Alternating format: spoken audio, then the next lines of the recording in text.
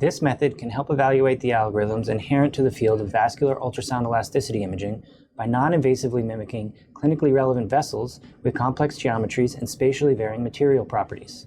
The main advantage of this technique is that it establishes a methodology to easily manufacture tissue mimicking phantoms with tunable geometric parameters as well as spatially varying mechanical properties.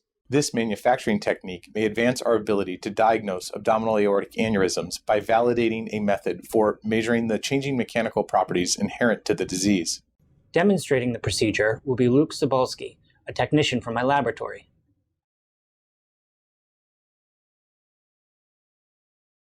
To prepare the hydrogels, mix 22.2 grams of PVAC powder in 200 milliliters of tap water in a glass beaker and microwave the solution to a boil.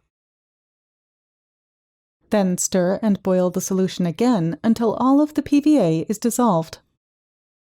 Next, suspend 0.4 grams of calcium carbonate powder in 10 milliliters of water and mix the calcium carbonate suspension thoroughly into the PVA solution as ultrasound scatterers. Then cover the solution for cooling to room temperature.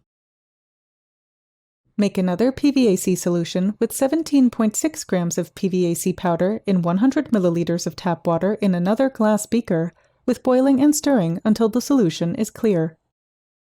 Then add 0.4 grams of calcium carbonate powder in 5 milliliters of water ultrasound scatterer suspension to the second PVAC solution.